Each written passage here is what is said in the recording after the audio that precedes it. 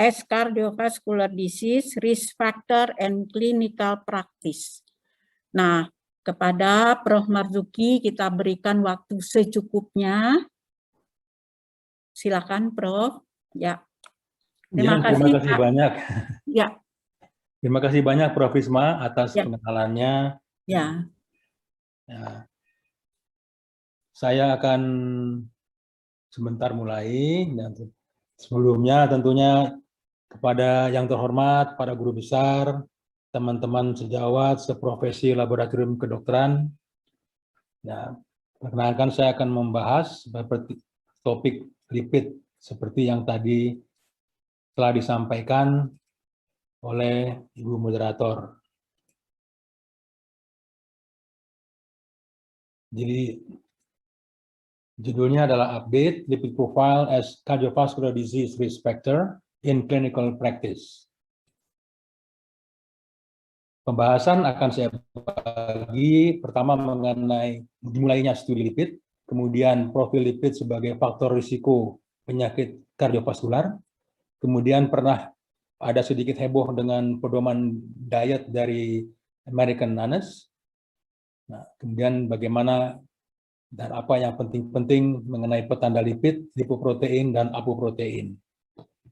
Kemudian pemeriksaan lapis pertama dan lapis kedua dalam praktek sehari-hari. Kita ketahui bahwa pada akhir Perang Dunia Kedua, menjelang akhir Perang Dunia Kedua tahun 1945, Presiden Amerika Roosevelt meninggal oleh karena heart attack yang berat. Dan penggantinya, Presiden Truman kemudian menandatangani National Heart Act. Dengan itu dimulailah National Heart Institute dan Framingham Heart Study. Sampai sekarang Framingham Heart Study sudah 3 generasi. Inilah kantor pertama dan staf timnya pertama. Nah, kita ketahui bersama bahwa penyakit kardiovaskular dimulai dengan faktor gen bawaan serta gaya hidup.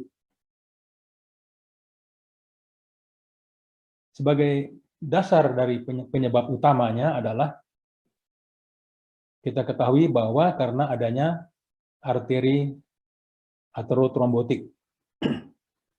Dan proses ini secara berkembang secara lambat sehingga dapat dilakukan tindakan pencegahan. Karena itu kita penting mengetahui petanda-petanda faktor risiko.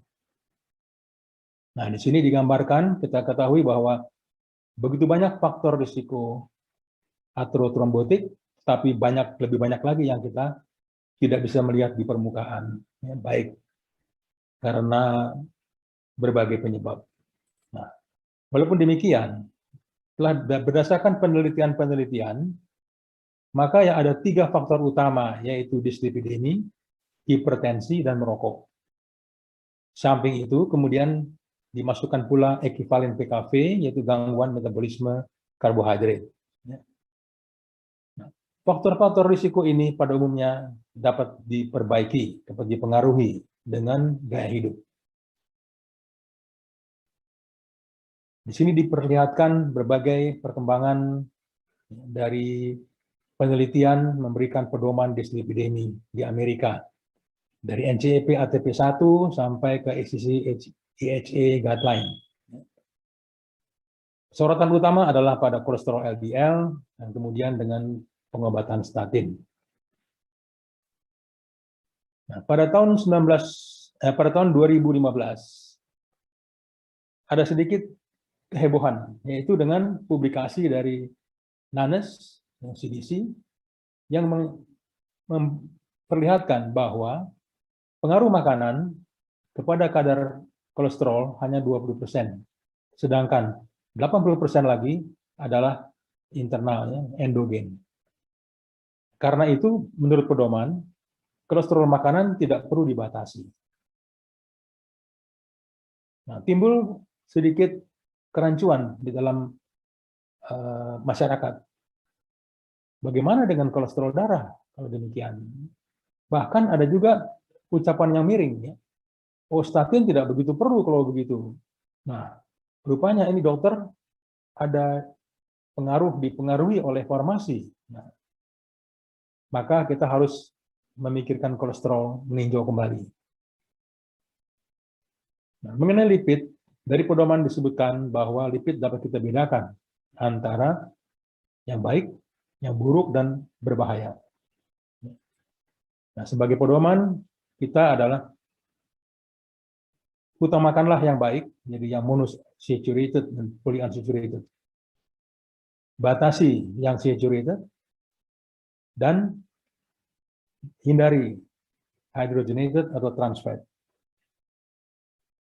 Nah, kita kembali ke lipoprotein.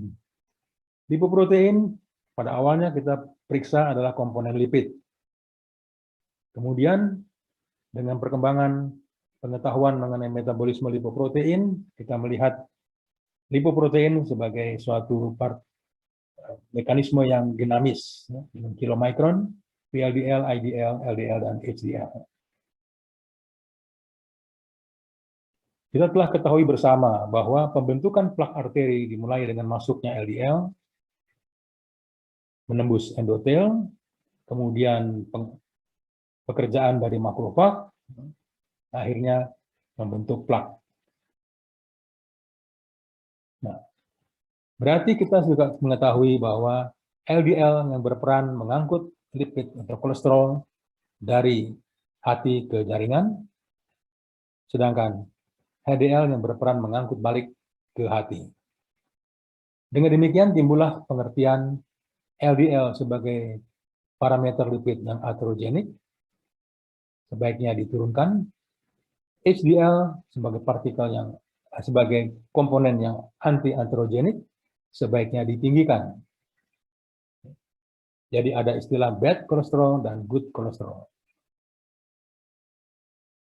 Jadi sebagai uji lapis pertama yang dianjurkan sehari-hari dalam praktek klinik adalah ini pola lipid yang baku, yaitu parameter yang tradisional, kolesterol total, trigliserid, kolesterol LDL, dan HDL.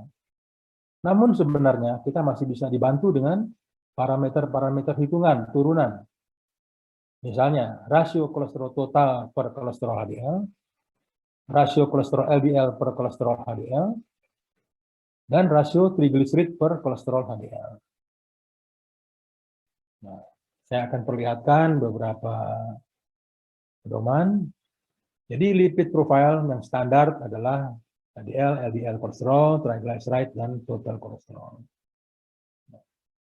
Dan ini adalah angka-angka yang dianjurkan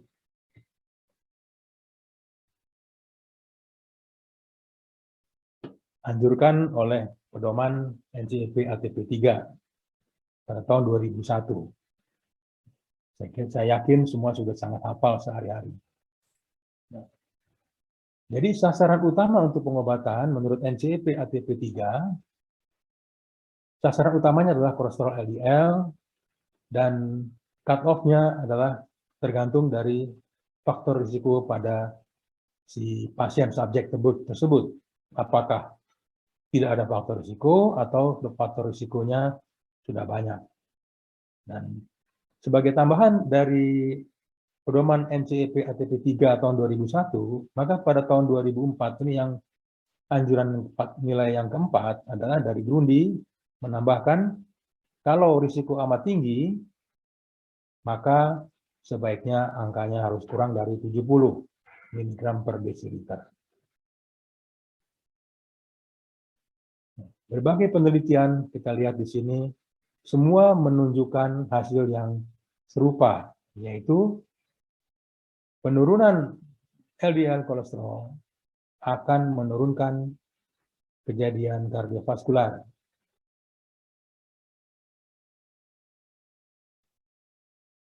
Nah, kemudian sebaliknya adalah yang faktor perlindung, gitu. Good kolesterol, HDL, dia membawa, kita tahu adalah angkutan balik, ya, reverse cholesterol transport, untuk melawan aterotrombosis. Di sini diperlihatkan berbagai mekanisme yang diperlihatkan oleh HDL.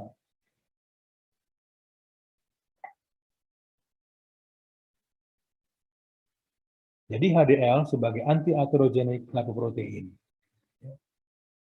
Dan Dengan meningkatkan HDL, maka kita menurunkan risiko kardiovaskular. Dan efek yang baik ini akan lebih utama terlihat pada jenis gender perempuan, ya, yaitu setiap kenaikan 1 mg per desiliter kolesterol HDL untuk perempuan risiko berkurang 3%, sedangkan untuk laki-laki berkurang 2%. Jadi dari penelitian coronary heart disease ini kita juga bisa melihat kalau HDL-nya meningkat, maka risikonya menurun.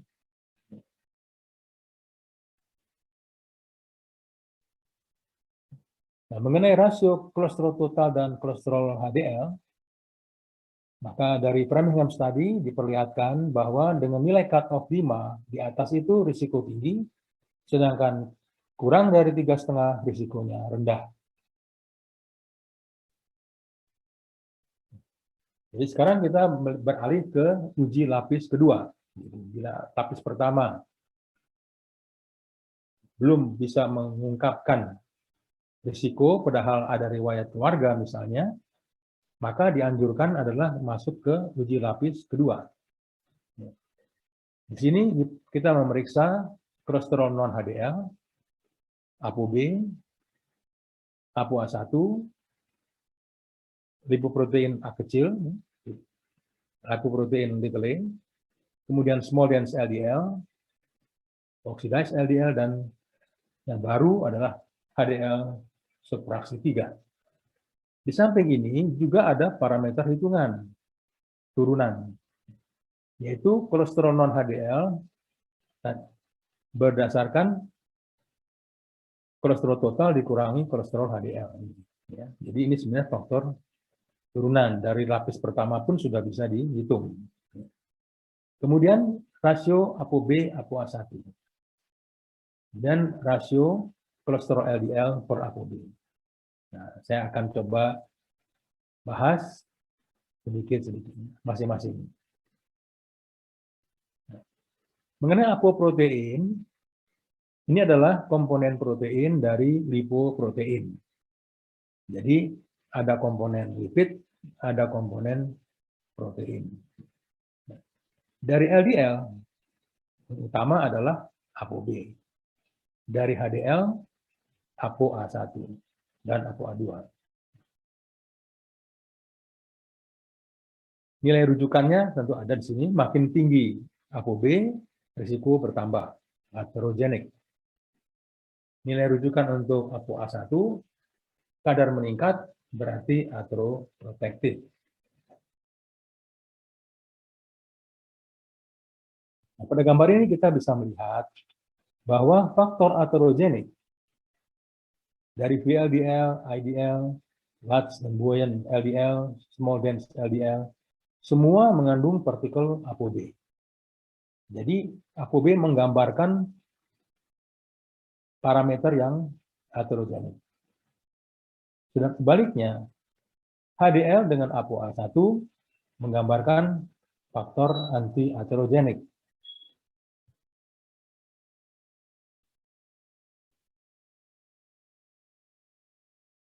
Oleh karena itu kita bisa melihat LDL yang disebut sebagai lipoprotein jahat atau bad lipoprotein yang atherogenik. Kita bisa periksa kolesterol LDL. Kita juga bisa melihat kolesterol non-HDL karena semuanya mengandung ApoB. Kemudian partikel LDL, baik yang besar maupun yang kecil yang lebih berbahaya, dan ApoB-nya. Semua ini dapat kita ukur. Nah, berbagai penelitian mengenai ApoB menunjukkan bahwa ApoB dapat memprediksi kejadian vaskular lebih baik daripada kolesterol LDL. Ini berbagai studi, baik observasi maupun bersifat intervensi.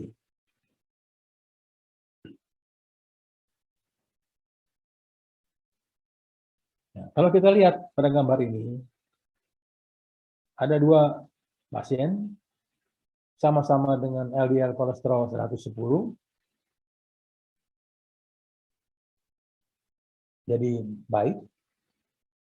Tetapi kita lihat small dense LDL pada pasien yang satu adalah 20 mili, sedangkan pada pasien yang kedua adalah 70 mili. Nah, berarti di sini, walaupun kadar LDL kolesterolnya sama, tetapi bila kadar small dense LDL-nya berbeda, maka penafsiran dan pengobatannya pun akan berbeda. Karena yang satu adalah high risk, yang satu adalah low risk. Nah, mengenai small dense LDL, pada awalnya kita mengukurnya secara tidak langsung, yaitu dengan menggunakan rumus dari Hirano dan teman-teman. Nah, menurut Hirano, kita dapat memperkirakan adanya small dense LDL dengan memeriksa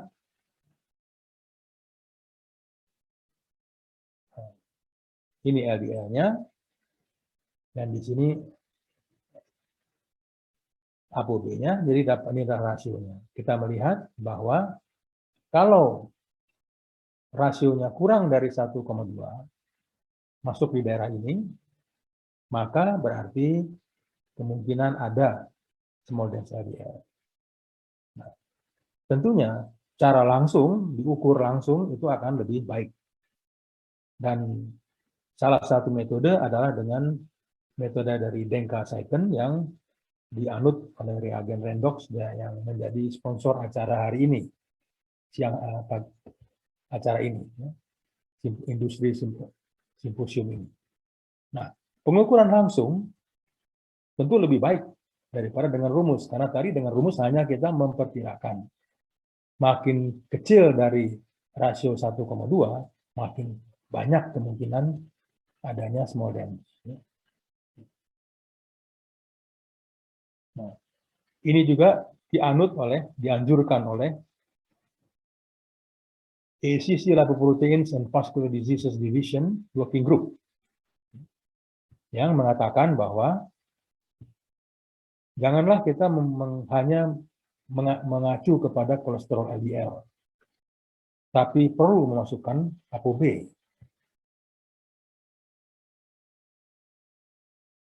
Nah, di sini kita melihat, menurut pedoman National Cholesterol Education Program, NTP3, sasaran utama tadi adalah kolesterol LDL, tetapi sasaran kedua, bila triglyceridnya lebih dari 200, adalah kolesterol non-HDL. Ya, yang dapat dihitung dari kolesterol total dikurangi kolesterol HDL. Nah, dasarnya adalah gambar ini tadi, bahwa HDL adalah komponen anti-aterogenik, sedangkan yang lain adalah komponen aterogenik yang mengandung ApoB. Sebagai nilai cut-off, maka dianjurkan tergantung dengan banyaknya faktor risiko, tapi mudah kita melihat dibandingkan dengan nilai cut-off untuk kolesterol LDL, ditambah dengan 30 mg per desiliter untuk masing-masing kategori. Nah, menurut Lipoproteins and Coronary Heart Disease Study, dengan makin tingginya kolesterol non-HDL, maka PKV pun akan makin tinggi.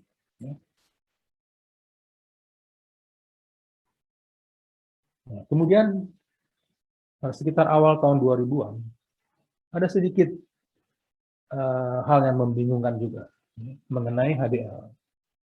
Karena ternyata orang dengan HDL yang tinggi juga ada yang mengalami serangan jantung. Jadi ternyata tidak ateroprotektif 100%. Sebaliknya ada orang dengan HDL rendah, tetapi dia sehat-sehat saja, tidak cenderung aterogenik. Jadi timbul pertanyaan. Ternyata bahwa fungsi HDL ApoA1 itu akan dapat terganggu kalau ada inflamasi. Jadi timbul pertanyaan, apakah kolesterol HDL ini kita dapat pegang sebagai biomarker yang baik, ya, yang bermanfaat klinis. Nah, penelitian ini telah menunjukkan bahwa HDL yang aslinya adalah antioksidan antiinflamasi, bila mengalami paparan inflamasi, maka Ansel dan kawan-kawan membuktikan dia akan berubah menjadi prooksidan proinflamasi. Nah, ini diperlihatkan karena HDL dengan molekul-molekul yang ateroprotektif, antioksidan, antiinflamasi, telah digantikan dengan molekul-molekul yang bersifat prooksidan dan proinflamatory. Jadi ada timbul istilah functional HDL dan dysfunctional HDL. Nah, tentu kita tambah bingung ya, yang mana, bagaimana kita mengetahuinya? Kalau kita mendapat hasil, bagaimana kita tahu bahwa ini adalah HDL yang tinggi ini sudah protektif? Nah, periksalah ApoA1. Karena ini kita lihat, kalau ApoA1-nya banyak, maka dia masuk yang hijau. Kalau ApoA1-nya sudah berkurang, maka dia menjadi merah. Nah, di samping itu juga, penelitian ini mendapatkan bahwa HDL yang mengangkut kolesterol balik dari jaringan ke hati, itu juga tidak homogen. Dia bersifat heterogen. Ada berbagai subfraksi, HDL 1, 2, 3. Nah, dikatakan bahwa subfraksi HDL ini lebih penting daripada total. Terutama yang lebih berfungsi untuk pelindung. Efek anti-aterogenik dari HDL adalah HDL3. Nah, ini reagennya juga ada dari sponsor kita siang hari ini, Endox.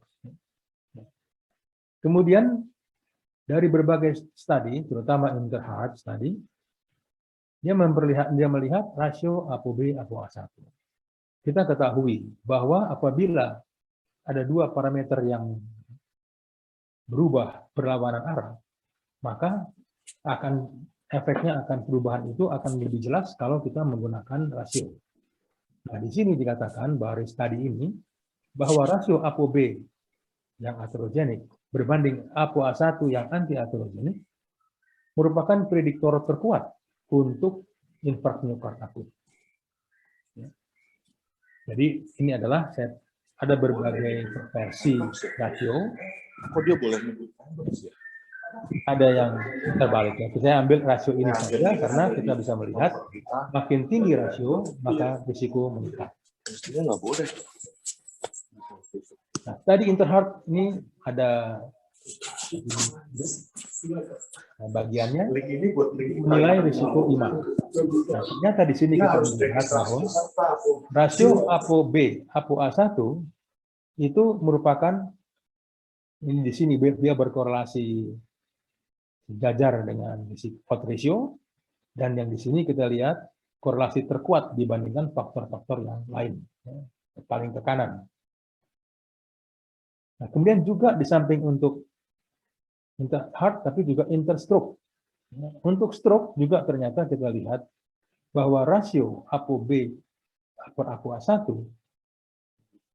lebih kuat dibandingkan dengan ApoB-nya sendiri.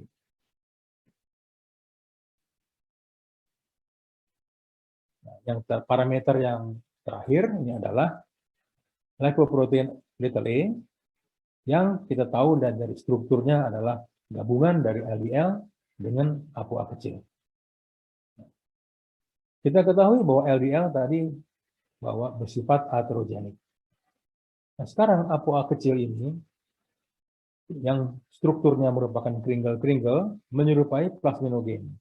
Nah, telah diteliti bahwa plasminogen ini merupakan kompetitor untuk berikatan dengan plasmin. Jadi LP-little-a ini bersifat anti-fibrinolisis. Jadi dia meniadakan efek fibrinolisis dari plasminogen menjadi plasmin.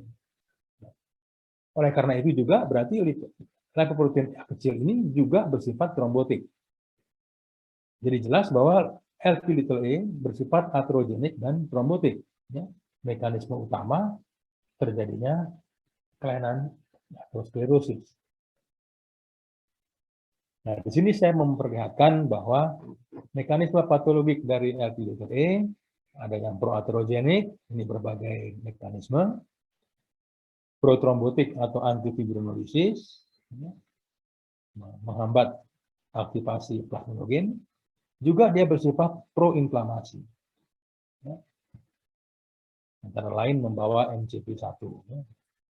Nah, ternyata selain LDL yang bersifat heterogen, HDL juga heterogen, maka Lp(a) juga bersifat heterogen. Karena kita lihat di sini bahwa ApoA kecil itu kringelnya bisa dari 3 sampai 40 kringle.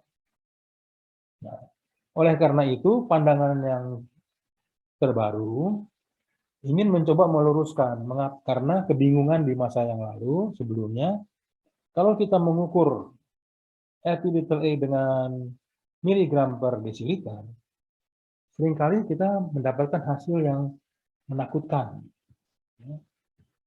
Nah, karena itu juga nilai cut-off-nya perlu ditinjau ulang. Karena nilai cut-off lama, kalau lebih dari 30, itu sudah bahaya stroke dan infark jantung. Jadi saya juga sering dikonsul oleh sejawat yang keluarganya Lp(a)-nya tinggi, bahkan lebih dari 100, sehingga sangat menakutkan. Nah, menurut pandangan yang baru ini, oleh karena molekulnya bersifat heterogen, maka sebaiknya kita menghitungnya sebagai partikel. Jadi dinyatakan dengan nanomol per liter. Dan berdasarkan penelitian dari banyak penelitian, saya anut satu saja yang dari American Heart Association, ya, atau American College of Cardiologists tahun 2018, cukup baru. Maka dianjurkan nilai yang baru ini. Ya. Kalau dulu yang 30 menjadi 50 mg per desiliter, tapi baiknya menurut pedoman yang baru, ukurlah dengan nanomol per liter. Dan ini juga ada pada sponsor kita pada hari ini. Ya. Nah, jadi kita melihat ada pergeseran faktor risiko. Dulu kita mulai dengan lipid, kolesterol total dan trigliserid saja pada waktu saya mulai masuk di patologi klinik tahun 70. Kemudian sekitar tahun 75 sampai tahun 80 kita mulai dengan kolesterol LDL dan HDL dengan lipoprotein. Dan kemudian tahun 88 kita mulai dengan apolipoprotein. Ya. Tapi saat itu metodenya masih belum baik, dan sekarang metodenya sudah makin baik. Juga yang baru-baru, ya, yang relatif baru small dense LDL, walaupun ini sudah 10 tahun lebih, yang HDL 3 dan Lp(a) dengan nilai rujukan yang baru. Jadi sebagai ringkasan, profil lipid berperan penting sebagai faktor risiko, salah satu faktor risiko utama dan prediktor dari penyakit kardiovaskular. Pedoman diet Amerika tahun 2015-2020 yang sempat membingungkan, sebenarnya hanya menghapus batas untuk kolesterol makanan, tetapi merekomendasi jenis lemak makanan yang mana yang baik, mana yang perlu dihindari. Sedangkan kadar kolesterol darah tetap amat penting. Ya, jadi tetap kolesterol darah itu tetap penting. Untuk penapisan fase pertama, kita masih menggunakan lipid, kolesterol total dan trigliserid, tetapi didampingi dengan kolesterol LDL dan kolesterol HDL. Dan tentunya yang menggunakan metode yang direct, yang langsung, bukan yang dengan rumus. Kemudian kolesterol non-HDL merupakan parameter hitungan turunan, juga rasio kolesterol total per kolesterol HDL. Penapisan fase 2, kita menambahkan apolipoprotein, ApoB, ApoA1, rasionya, kemudian rasio ApoB per kolesterol LDL, tapi lebih baik kita ukur langsung small dense LDL, Dan parameter-parameter baru HDL3 dan LPA yang dengan nilai rujukan yang diperbarui. Terima kasih atas perhatiannya.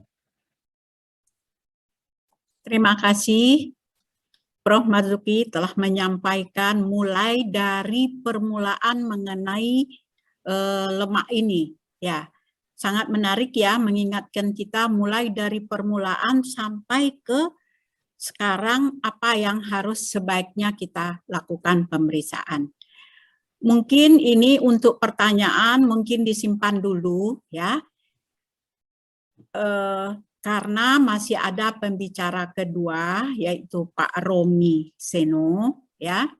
Nanti ini dari Randok, ya, yang mana judul dari ininya, ya, apa namanya, judul daripada Pak Seno ini adalah mengenai the high quality range of routine and novel reagent. Nah, terima kasih kita ucapkan kepada Prof. Marzuki.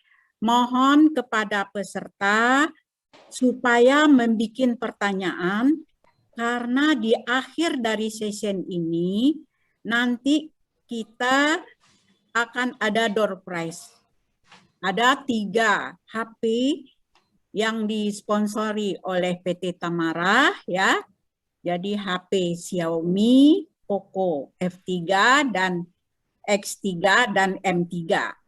Ini nanti akan dilihat dari pertanyaan-pertanyaan yang diajukan oleh peserta. Nah, untuk ini ya menyingkat waktu kita berikan kepada Pak Romi Seno dulu ya dari VT Randok dengan judul yang seperti apa yang telah saya sampaikan. Mungkin waktunya ya sekitar 15-20 menit. Silakan Pak Romi. Ya. Terima kasih Prof. Perkenalkan saya Romi Seno dari Randok. Apakah slide saya sudah terlihat jelas di layar Bapak Ibu sekalian? Sudah, Pak. Sudah ya. Jadi hari ini saya akan mempresentasikan tentang Randok reagen, terutama untuk yang the high quality range of routine dan novel reagents. Jadi Randok hari ini saya akan presentasikan bukan hanya yang novel reagents, tapi yang rutin reagent juga. Sebelumnya, saya akan memperkenalkan diri Randok sendiri. Jadi Randok adalah perusahaan yang base-nya di Northern Ireland, tepatnya di Country of Antrim, yang sudah berdiri dari tahun 1982. Saat ini Randok sudah dikategorikan sebagai world class diagnostic test karena mensuplai beberapa, bahkan banyak sekali healthcare dan diagnostik tes ke seluruh dunia, salah satunya ke Indonesia. Kita udah ada di Indonesia puluhan tahun. Mungkin Bapak Ibu yang ada di seminar ini sudah familiar dengan beberapa produk Randok. Hari ini saya akan refresh lagi dan memperkenalkan lagi untuk produk Randok selain itu. Gitu. Jadi Randok Global, Randok sendiri sudah didistribusikan di lebih dari 145 negara dan kita ada 20 kantor di dunia. Untuk manufacturer located-nya, jadi semua produk Randok yang dikirim ke Indonesia itu di manufacture di Northern Ireland, United Kingdom. Jadi COO-nya adalah COO reagen kita, COO-nya adalah COO UK atau Europe. Itu. Selain itu kita ada beberapa site juga untuk produksi, ada di India, USA, dan di Republic of Irlandia. Untuk jenis produk Randok yang dipasarkan di Indonesia, ada beberapa jenis produk. Yang pertama adalah Clinical Chemistry Analyzer, yang mulai dari yang semi-automated sampai yang fully automated, mulai dari yang medium throughput sampai yang high throughput. Terus kita juga memasarkan untuk quality control, mulai dari untuk yang third party quality control, atau kita juga ada untuk international EQA atau PME. Terus yang ketiga, kita juga menyediakan untuk reagen yang untuk melengkapi clinical chemistry analyzer kita. Selain itu, kita ada third party reagents yang bisa digunakan di semua jenis mesin kimia klinik yang ada di pasaran, artinya untuk open system. Kita juga mempunyai teknologi terbaru, biochip teknologi Array, ini untuk multiple testing, salah satunya untuk menguji COVID dan beberapa varian virus lainnya. Singkat saja, ini adalah produk Randok untuk clinical chemistry analyzer. Jadi kita ada RX series namanya. Jadi RX series dipasarkan oleh PT Tamara yang menjadi sponsor acara ini. Ini adalah alat kimia klinik.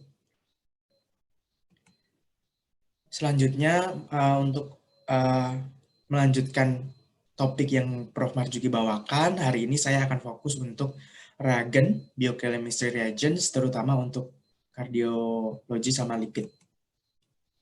Untuk reagen yang yang Randok miliki, itu adalah reagen-reagen yang open system. Selain bisa digunakan di alat Randok, reagen kita juga bisa digunakan di berbagai alat lainnya. Di Indonesia sendiri, reagen Randok sudah banyak digunakan di alat-alat lainnya. Selain Randok, misalnya untuk Abbott, Beckman, dan lain-lain. Gitu, karena reagen kita open, jadi kita lengkapi semua produk reagen kita dengan insert kit untuk merunning produk Randok reagen di alat clinical chemistry lainnya. Randok menawarkan beberapa pilihan untuk reagen. Dari satu reagen kita ada beberapa metode, misalnya kualitas produk yang high quality dengan most accurate result. Kita juga menawarkan inovasi-inovasi terbaru. Jadi banyak produk Randok yang hanya reagen terutama yang hanya dimiliki oleh Randok dan tidak dimiliki oleh perusahaan-perusahaan lainnya.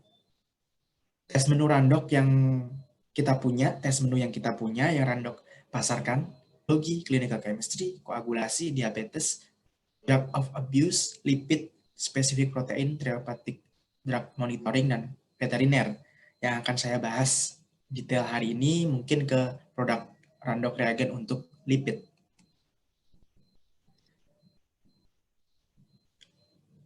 Produk Randok reagen untuk lipid kita kategorikan yang akan saya bahas hari ini mengenai NICE, cardiology, and lipid test yang kita tawarkan.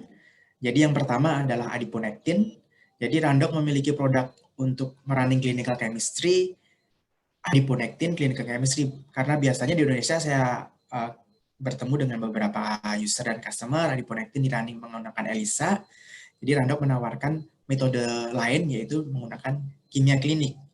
Jadi barangkali di lab Bapak Ibu membutuhkan adiponectin pengujian dengan kimia klinik, nanti kita bisa kerjasama.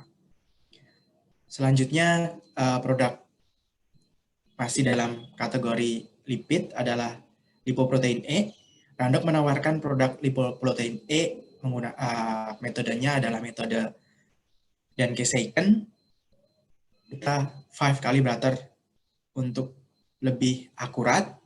Measuring unitnya seperti yang dijelaskan oleh Prof. Marzuki tadi, kita menggunakan nanomol per liter. Bisa di request, spesifik dan sensitivitasnya sudah teruji, dan LP-little E ini sudah digunakan lumayan banyak di Indonesia.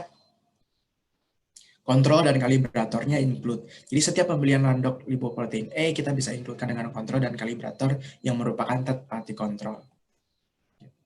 Selanjutnya untuk produk lainnya, kita adalah hard fatty acid binding protein.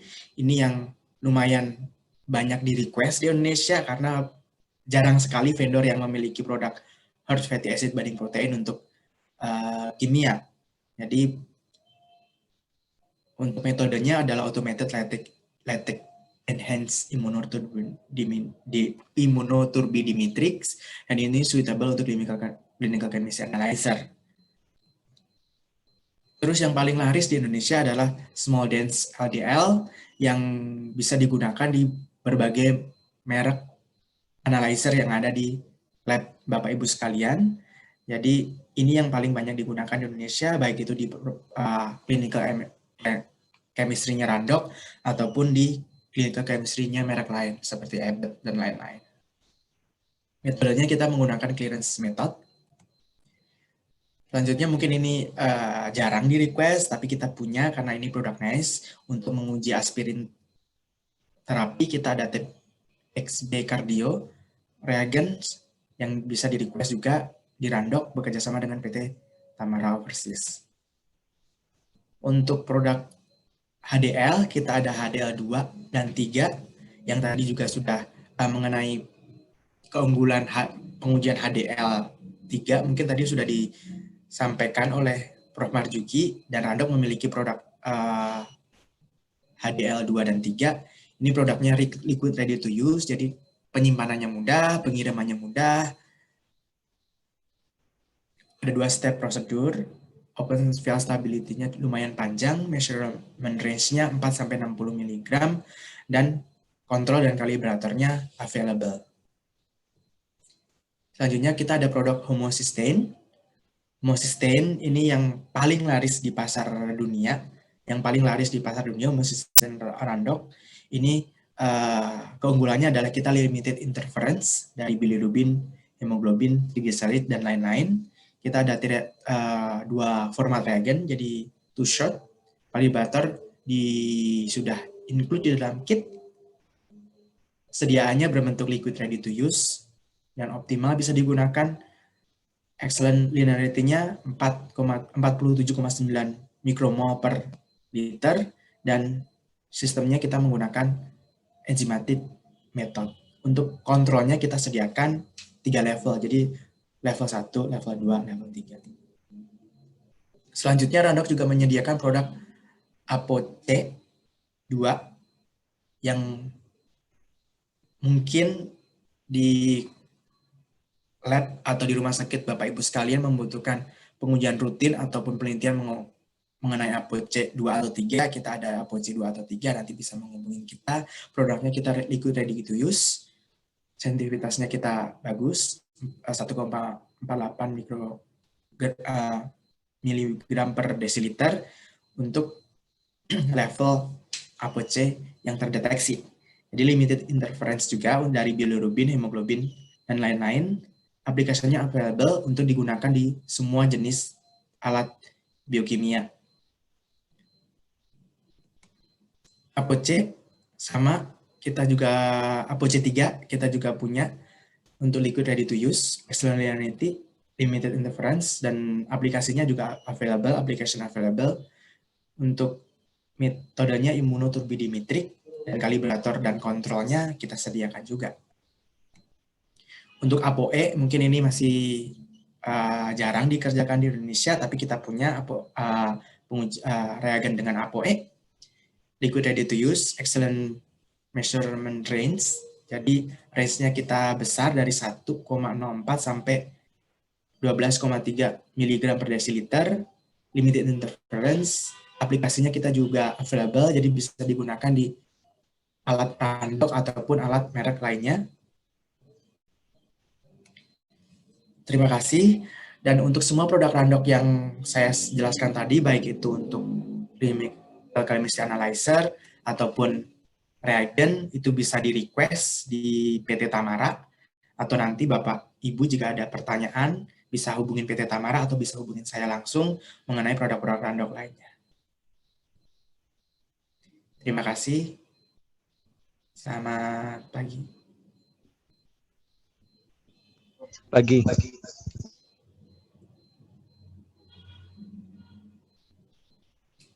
Terima kasih Pak Romi yang telah menyampaikan mengenai produk daripada Randok. Nah, sedikit saya simpulkan dari 2 pembicara, di mana yang pertama yaitu Prof. Marzuki telah menyampaikan kepada kita mengenai lipid, yang terutama tadi lipid, karena faktor risiko yang terutama dislipidemia pada penyakit kardiovaskuler atau ya stroke juga.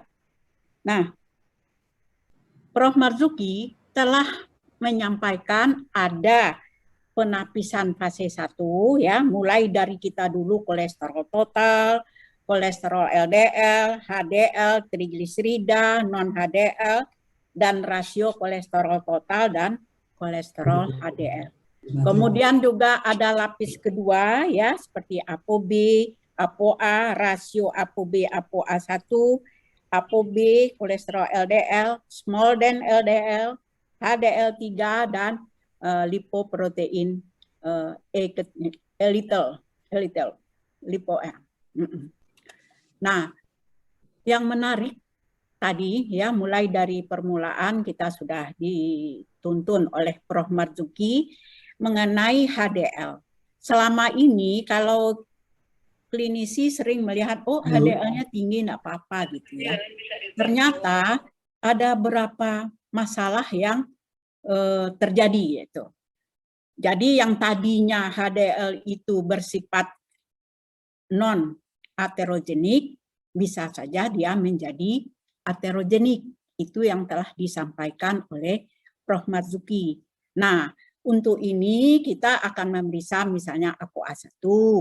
Kemudian bisa juga karena HDL itu ada pula heteronya ya, jadi mungkin kita perlu memeriksa HDL3-nya ya. Mungkin itu dari Prof. Marzuki. Silakan nanti yang bertanya, karena pertanyaan itu akan mendapatkan hadiah nantinya.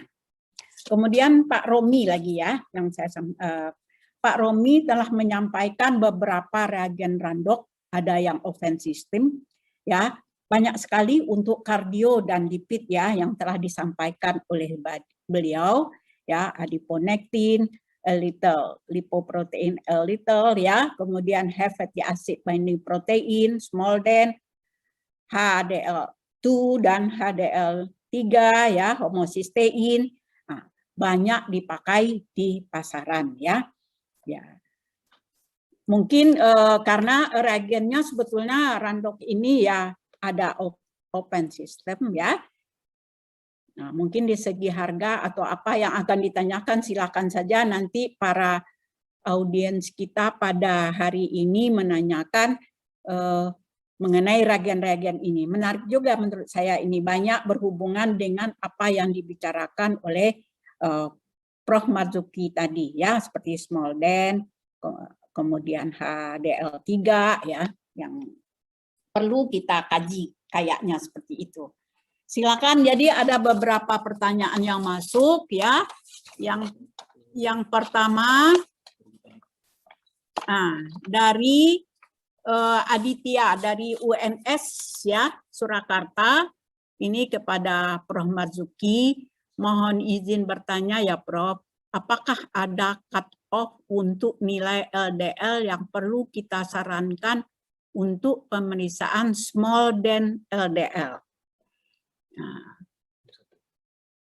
kemudian boleh dua pertanyaan dulu ya Prof, sekali jalan nanti jawabnya. Yang kedua, Vivi Jakarta kepada Prof. Marzuki juga, apakah kadar ApoA1 ini selain berbanding lurus dengan HDL, apakah selalu berbanding lurus dengan HDL Prof? Apakah bisa HDL tinggi tetapi ApoA1-nya rendah? Nah, itu. Mungkin dua dulu ya pertanyaannya, Prof. Ya, kalau banyak-banyak saya lupa nanti. Iya, sama saya juga. Ya, jadi yang pertama terima kasih untuk pertanyaan-pertanyaannya. Yang pertama dari Saudara Aditya, LDL. ya, mengenai LDL dan SMALDEN LDL. Nah, sebenarnya kita memeriksa lipid itu kan sebagai faktor risiko PKV, berdasarkan keinginan tahu atau juga karena ada riwayat keluarga atau ada penyakit komorbid. Ya. Nah, selalu faktor riwayat keluarga itu juga penting. Ya. Jadi andai kata kita selalu mulai dengan lapis pertama. Ya. Tadi yang ditanyakan kan antara lapis pertama dengan lapis kedua. Pada lapis pertama ya standar ya profil lipid yang sudah standar, yang baku. Nah, namun kita sering mendapatkan riwayat keluarga ada, atau dia juga ada komorbid, tapi dengan lapis pertama pemeriksaan profil lipidnya masih baik. Nah, apakah kita cukup senang begitu saja? Nah, dari uraian saya kan kita bisa melihat bahwa ada hal-hal yang belum terungkap dengan pemeriksaan yang standar itu. Kalau dari standar profil lapis pertama sudah jelas tidak normal, ya langsunglah Kan disuruh periksa. diobati, gitu ya, atau dengan tentu yang dimaksudkan obat baik non farmakologis dan farmakologis. Nah, tetapi dalam hal kan kita ragu-ragu, hasilnya kok lipidnya baik, padahal ada riwayat keluarga atau ya ada komorbid, maka dalam hal itu perlulah kita melakukan lapis kedua. Nah, dalam hal ini juga kita tahu bahwa LDL, tadi kan sudah dikasih gambarnya, LDL-nya sama, LDL kolesterolnya. Tetapi kalau kita lanjutkan dengan small dense LDL, ternyata beda. Dan itu penafsirannya juga beda. Nah, karena itu kita memang dalam hal tertentu lebih baik periksa small dense LDL. Nah, mengenai pertanyaannya sekarang, kapan kita lanjutkan dari LDL atau LDL kolesterol ke small dense LDL. Ya. Nah, kita sebenarnya yang kita periksa itu adalah kolesterol LDL, bukan LDL ya. Cuma untuk mudahnya, kalau bicara panjang-panjang mungkin mulutnya agak berbusa jadi bilangnya LDL. Kita nggak pernah mengukur LDL atau HDL, yang kita ukur selalu kolesterol komponennya.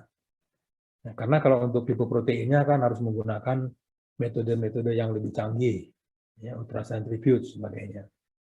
Nah, dalam hal ini memang tidak bisa, tidak ada patokan khusus. Kalau LDL, kita tahu LDL kolesterol kalau lebih dari 190 itu sudah high risk. Ya nggak usah diperiksa lagi, ya treat saja langsung. Tapi kalau kita ragu-ragu, nilainya ya 130, 160, lebih sedikit, nah lebih baik dilanjutkan dengan small dense LDL. Jadi kita bisa melihat. Itu mudah-mudahan itu bisa menjawab pertanyaan pertama. Yang pertanyaan kedua yang mengenai apakah ApoA1 dengan kadar HDL, tentu HDL kolesterol ya, itu sejajar selalu. Ya kalau selalu sejajar nggak perlu diperiksa dua-dua, satu aja ya. Justru tadi saya mengungkapkan bahwa HDL itu juga bisa berubah kalau dia mengalami paparan inflamasi. Nah, perubahannya apa? Tadi gambarnya ada kan? Kalau yang HDL hijau, jadi yang baik, itu ApoA1-nya merupakan komponen utama kan, komponen apoprotein yang utama. Tapi kalau dia mengalami inflamasi, maka ApoA1-nya itu sudah berganti dengan molekul-molekul oksidan. Jadi, maka itu kita, kalau kita meragukan atau kita ingin mengetahui apakah HDL ini benar tinggi karena good HDL, nah kita periksa ApoA1-nya. Kalau ApoA1-nya tinggi, baik ya. Kalau ApoA1-nya rendah, nah ini yang dysfunctional HDL, begitu maksud saya ya. Mudah-mudahan itu bisa menjawab pertanyaan Saudara Vivi. Ya. Kemudian pertanyaan berikut ya. Nomor 3, Yurniah dari Banjarmasin kepada Prof. Marzuki. Bagaimana membedakan tingginya nilai kolesterol disebabkan karena asupan dengan kelainan yang dikatakan bisa dari hepar? Ya, silakan Prof. Ya, ini itu adalah hasil dari penelitiannya Nanes ya di Amerika. Jadi forum studi untuk nutrisi di Amerika. Ya, mereka setiap 5 tahun mengeluarkan pedoman-pedoman gizi nutrisi. Nah, menurut penelitian mereka, sumber kolesterol utama dari pembuluh darah adalah datangnya dari endogen, dari hati kita. Karena hati merupakan pusat metabolisme. Nah, bukan dari eksogen makanan. Ya, kita sendiri tidak bisa membedakan. Ya, kalau yang kita bisa bedakan hanya kilomikron sebagai komponen lipoprotein, tapi lebih banyak ke arah trigliserid. Ya. Sedangkan ini mungkin juga yang lain, VDLDL dan lain. Jadi secara kita membedakan nggak bisa. Tetapi itu adalah penelitian studi di Amerika.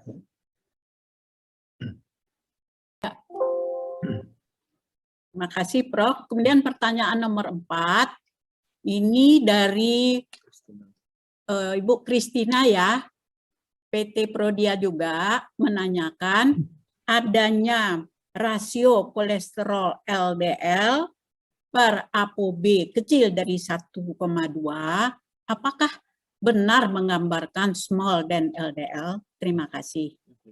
Yang kelima saya lanjut aja ya, Prof. Ya. Ya, ini dari Rumah Sakit Anwar Medika ya.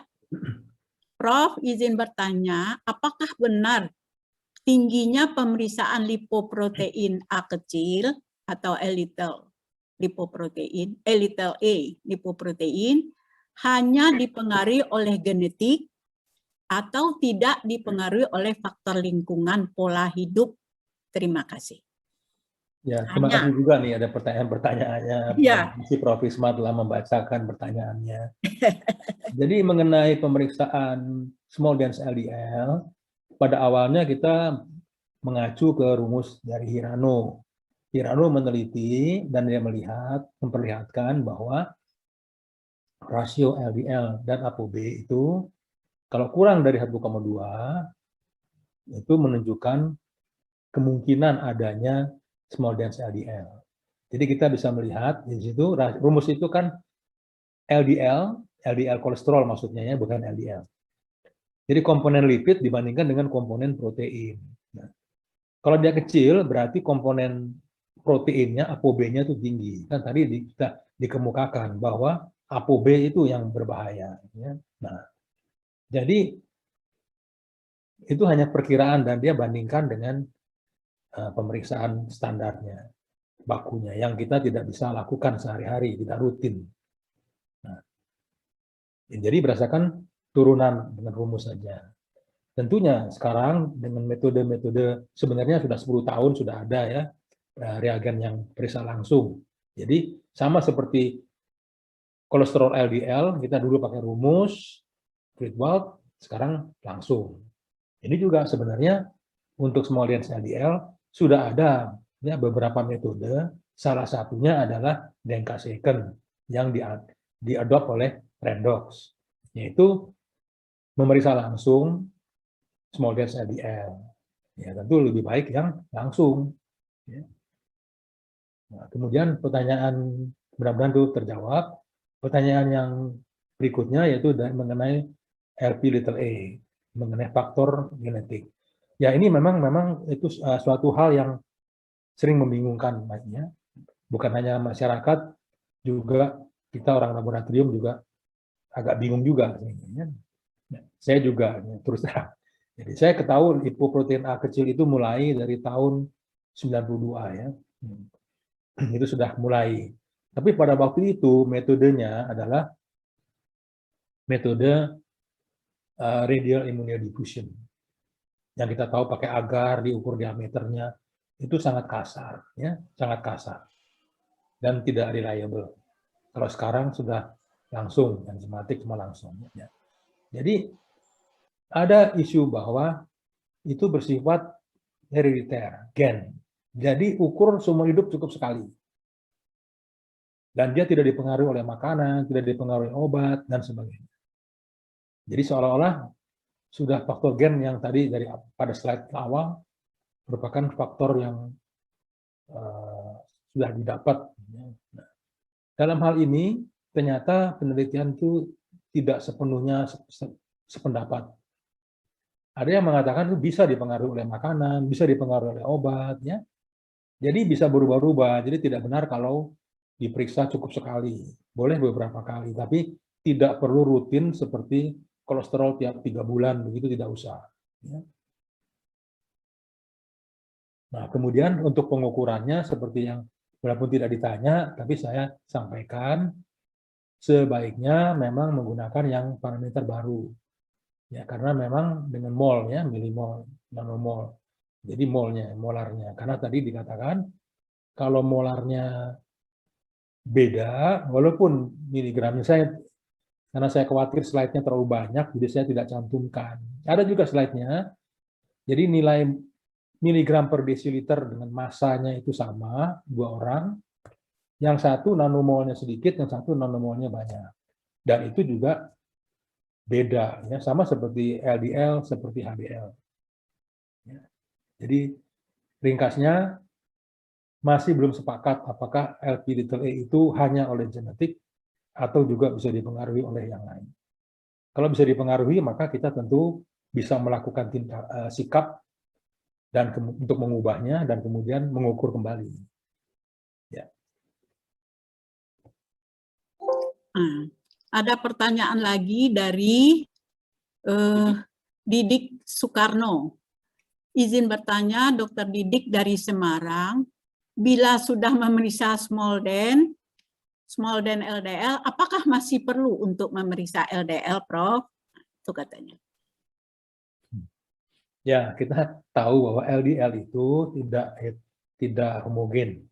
Ada yang LDL besar dan buaya menjadi mengapung, ada LDL yang kecil dan padat, jadi yang mengendap. Kecil padat karena lebih banyak komponen proteinnya, ApoB-nya. Ya, kalau kita mau mengukur small dense LDL, lalu tidak mau mengukur LDL, ya boleh-boleh saja kalau menurut saya, karena langsung kita ukur yang berbahayanya. Namun kalau kita mulai dengan lapis pertama dan lapis kedua, ya mestinya lapis pertama sudah termasuk LDL kolesterol. Karena kalau hanya periksa kolesterol 220, wah ini lewat dari batas yang dianjurkan, batas 200. Atau masih borderline lah, karena ada yang mengatakan 200 sampai 240 itu borderline. Oke lah, dapat 250 misalnya. Nah, 250 ini kalau HDL kolesterolnya 80 kan baik. Nah, jadi perlu kita ke arah komponennya, apakah yang good-nya atau yang bad-nya dengan LDL dan HDL. Tapi kalau mau langsung, ya silakan begitu aja ya. Ya itu tergantung pertimbangan masing-masing lah, supaya jangan banyak ongkos. Kadang-kadang saya kalau bicara begini, kalau mengajukan banyak parameter, ada komentar-komentar miring. Ya, karena Anda orang laboratorium, maunya laboratorium supaya banyak yang diperiksa. Ya, ini sekarang forumnya kan forum sama-sama orang laboratorium ya. Jadi ya begitulah jawabannya begitu ya. Ada satu pertanyaan nih, Prof. Dari Pak Sidarta Sugondo. Boleh nggak nih? Bolehkah saya menambahkan jawaban Prof. Marzuki mengenai small den? Silahkan. Prof. Dalam kan klinik praktisi, sehari-hari. saya klinisi. Ya, saya dari segi laboratorium. Ya. Ya. Karena Pak Sidarta dalam seorang klinisi. Ya, juga. silakan. Welcome. Boleh. Silakan. Oke, terima kasih. Terima kasih Prof. Marzuki dan moderator. Ya, tadi tentang small dense. Tadi Prof. Marzuki sudah menyampaikan small dense itu pada pasien diabetes. Ya, kalau pada pasien diabetes itu terjadi atherogenic dyslipidemia. LDL-nya tidak terlalu tinggi, HDL-nya rendah, triglyceridnya tinggi. Itu yang kita sebut atherogenic dyslipidemia. Oleh karena itu pada pasien diabetes kita perlu periksa small dense karena LDL-nya tidak tinggi. Ya, jadi tadi Prof. Marzuki sudah menerangkan, saya secara klinis diabetes small dense. Kalau LDL-nya tidak terlalu tinggi belum tentu tidak berbahaya. Ya, itu aja tambahannya. Jadi bukan apa. Jadi secara klinis. Terima kasih. Ini langsung tambahan informasi dari user ya. Ini pelanggannya laboratorium. Prof. Sudar kan pemakai jasa laboratorium, kita penyedia jasa. Jadi ini ada tambahan info dari Prof. Sudar. Terima kasih. Dan atherogenic dyslipidemia dalam konsensus terakhir 2019-2020 itu makin menonjol karena residual risk. LDL sudah bagus, tapi tetap terjadi komplikasi kardiovaskular. Orang mulai mencari ke residual risk, dan itu larinya ke triglycerid dan ke small dense. Nah, tentang Lp(a), guidelines baru mengatakan itu termasuk risk modifier.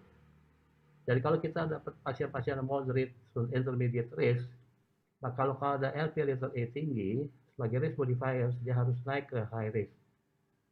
Dan juga di dalam ESC 2019 dikatakan bahwa kalau LP(a) paling tidak 1 kali harus diperiksa pada setiap pasien kalau dia misalnya derajat tinggi. Ya, atau tidak tinggi pun harus diperiksa. Seperti Prof. Marzuki katakan, kemungkinan herediter. Tidak rutin diperiksa, tapi once in a lifetime you have to check. Atau pada setiap pasien, kalau ada risk yang meragukan, cek. Sebab kalau LP(a) tinggi, maka risknya naik. Dan kalau risknya naik, klasifikasi obatnya pun naik. Itu aja dari saya, maaf saya intervensi. Oh, nggak apa-apa, terima kasih. Menambahkan Menambah wawasan. Menambah wawasan. Ya, karena saya menarik lipid. Ya. Lipid sekarang lagi saya gencarkan sebagai klinisi, karena lipid guidelines berubah. 2018, 2019, 2020, guidelines sudah menetapkan bukan seperti Mbak Marzuki betul. Kita bukan lihat LDL saja, ya, tetapi non HDL dan ApoB. Dan guidelines yang paling baru sudah mengerti TG. Triglycerid tadinya tidak ada tempat. Kalau triglycerid tidak ada efeknya untuk cardiovascular risk. Ya, sehingga kira-kira majukan, tapi sekarang masih. Mereka mulai masuk lagi. Karena dulu tadinya triglycerid tidak ada obatnya, sekarang mulai ada obatnya dan mulai masuk dalam guidelines. Jadi sekarang guidelines yang paling baru ada patokan mengenai LDL, patokan mengenai non-HDL, patokan mengenai ApoB, dan patokan tentang TG. Itu the latest guidelines. Dari saya terima kasih. Maaf saya intervensi. Terima kasih banyak. Terima kasih. Saya bilang lagi, terima kasih. Terima kasih banyak. Ya, justru baik karena seperti tadi saya katakan, kalau saya yang bicara lipid begini banyak parameter, ya itu komentar miring ya. Anda bikin pusing orang supaya periksa semua, banyak periksa ke laboratorium begitu. Justru kalau dari pengguna ya pemakai user jadi yang memberikan yang mengorder kepada laboratorium, nah itu lebih komennya lebih dapat diterima oleh orang. Terima kasih. Terima kasih. Ya, terima kasih Pak Sidarta, Pak Sidartawan yang telah ikut ya untuk supaya orang lain juga melakukan pemeriksaan, karena ini dari klinisi sendiri, karena mereka merasa membutuhkan ya orang klinisi terhadap laboratorium ini. Terima kasih Pak Sidartawan Sugondo ya yang telah ikut juga berpartisipasi pada acara kita ini. Nah, mungkin untuk ini sudah cukup waktunya, jam berapa ya Pak Panitia? Sampai 12.15 kan. Sekarang jam 12. Jam 12 plus ya. Masih ada waktu 15 menit. Silakan kalau masih ada yang ingin bertanya, mungkin itu yang dapat hadiah atau gimana ya. Tadi sudah saya cari-cari mana yang akan dapat hadiah ini. Ya. Masih ada? Bertanya langsung juga boleh ya. Kalau gitu saya tanya deh, boleh? Boleh Pak Sidarta. Silakan. Small dance itu pakai NMR atau pakai apa, Prof. Marzuki? Kenapa? Kan partikel. Small dance itu periksanya pakai NMR atau pakai cara lain? Karena kan partikel-partikel. Oh enggak, fotometris. Oh. Fotometris. Pakai enzimatik aja. Enzimatik fotometris. Karena dalam penelitian kan mereka bandingkan antara milimol sama miligram itu kan antara partikel. Nanti kalau itu kan jumlah partikelnya ApoB. Iya. Jadi betul memang. Kalau NMR kita nggak, setahu saya sih nggak ada yang mengerjakan itu. Jadi belum ada. Kebanyakan secara empiris dengan enzimatik. Enzimatik, small dance ya. Jadi kalau small dance LDL itu saya sudah ukur yang pada pasien-pasien diabetes itu dalam bimbingan PPDS itu sekitar tahun 2011-12. Ya, 10 tahun hampir 10 tahun yang lalu itu sudah ada beberapa angka, tapi semua ya dengan metode mirip-mirip Denka second gitu. Nanti satuannya bukan pakai milimol dong, kan NMR pakai partikel. Oh ya, tapi ya kalau yang small dense itu masih pakai miligram per desiliter juga. Ya kan? Oh enggak jadi ya. Ya karena small dense itu akan menjadi banyak tempatnya karena orang mulai lihat bahwa pengobatan dengan statin itu hanya menurunkan risiko kardiovaskular hanya 60%, 60-70%. Sisanya tidak, sehingga orang akan periksa yang lain. Ya. Ya memang dan obat-obat baru sekarang udah masuk ke ApoB, ApoC. Ya jadi memang sekarang target penurunan itu LDL itu jadi 55. Ya, yang terakhir itu LDL targetnya untuk very high risk itu LDL itu 55. Ya. Dari 70 udah turun. Jadi itu akan karena ada obatnya. Ya. Jadi siap-siap aja patologi klinik akan dapat dicari terus untuk menurunkan itu. Ya oke, itu dari saya, terima kasih. Iya. Ya dulu juga waktu 70 kan juga banyak nada miring. Ini dokter-dokternya dibujuk oleh Big Pharma supaya pakai obat gitu. Nah, turunkan lagi 55 pakai obat baru lagi gitu. Jadi lalu sehari-hari ini selalu ya ke soal COVID juga main ribut-ributnya Big Pharma nih. Banyak hoax isu-isu. Iya sih, betul. Nah sih.